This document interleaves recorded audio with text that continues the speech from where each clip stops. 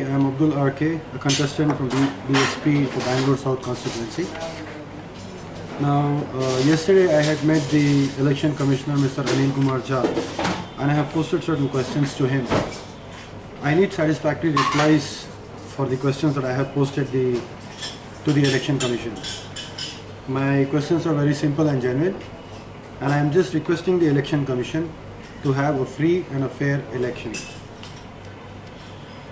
Now, as you all very well know, that EVM itself is a point in question. Electronic voting machines are themselves a point in question. Lots of cases are also being filed against it, against it in the Supreme Court as well. And now the Election Commission wants to come up with an additional gadget along with an EVM. So I'm saying, first of all, I just wanted to say, why is Bangalore South selected for this? Why is there such a late decision?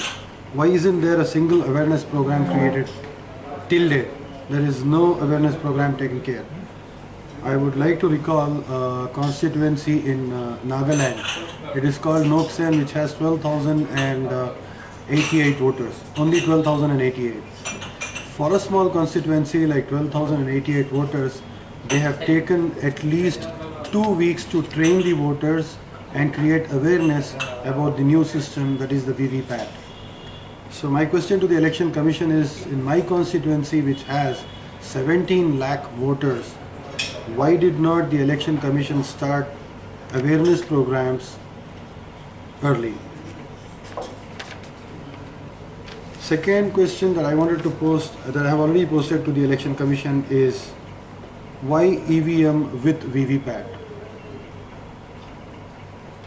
Thirdly, I wanted to say, is the VVPAT recount compulsory? Fourthly, I wanted to say discrepancy between EVM and VVPAT count. What tomorrow if there is a discrepancy between EVM and a VVPAT? Say for an instance, if the printer is out of paper. Say for an instance, if the VVPAT malfunctions, if there is a loose contact, if it loses power supply. There can be any number of problems, because it is a gadget, it is a machine, it is an electronic device. Say tomorrow if there is a problem with the VVPAT and if it has only EVM count, and if there is a difference between votes with the EVM and the VVPAT, which is the final considerable machine? Will that be a VVPAT or will that be an EVM? And mostly, why is there thermal paper being used in the VVPAT when we definitely wasted so much amount of taxpayers' money? Why did not we go for a good solution, for a good kind of a printing technology? Why do we need to use a thermal paper there? And now the prime question, after the announcement of the names of the candidates for the relevant parties, and that too for a constituency which has national importance, the Election Commission delayed the decision of introducing this system to such a level that they have only 15 days now. So why was the decision taken so late to introduce VVPAT to Bangalore South? I am a little skeptical. Are we going for a re-election? For all you know, tomorrow, if there is a problem with one VVPAT machine of all the 1925 polling stations, even if there is a conflict between EVM or a VVPAT in just one EVM or one VVPAT, I will definitely not sit quiet. And I just can't believe the facts of all the different EVMs or the VVPATs. So the Election Commission needs to come out very clear as to which is the final considerable count. Is that the VVPAT or is that the EVM? If it is the VVPAT, what if it malfunctions, and what if it gives a less number of votes than the EVM? Will you go for a re-election? Why is this introduced to Bangalore South? Is there a deliberate intention behind it? Because the kind of players playing in it? Those are my questions to the Election Commission. Should the Election Commissioner not answer my questions, I will definitely go ahead with a PIL. Along with this, I also wanted to reiterate, When the voter casts the vote for the relevant candidate he prefers, a print of the same is staying in front of you for up to 5 to 7 seconds.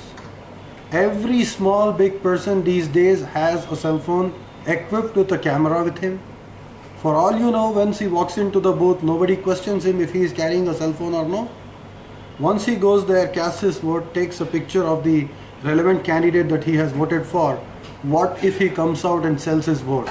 What if there is a bargain before he gets into voting?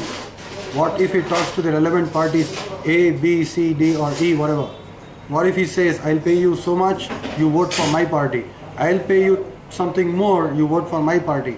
So now the voter's discretion, he will think, he is paying me more. Vote for that party, take a picture, come out and then take his money. So are we going for a free and fair election? I put question marks. That's about it. Thank you. When I have raised so many questions to the Election Commission, I expect satisfactory replies to my questions. I, being the candidate of Bangalore South, I seek the Election Commission to give me satisfactory replies for the questions that I have posted them. I request the Election Commissioner to firstly scrap the VVPAT system. I strongly oppose the VVPAT. I have given enough evidence here to prove that it has many flaws. Hence, it should be scrapped. If not, the voters' confidence will be shattered. So I'm saying, either go ahead, give a clear reply and a satisfactory reply to all the questions and organize a free and a fair election, or in that situation, I'm planning with my legal team and I'm having talks with them, I might go ahead with a PIL.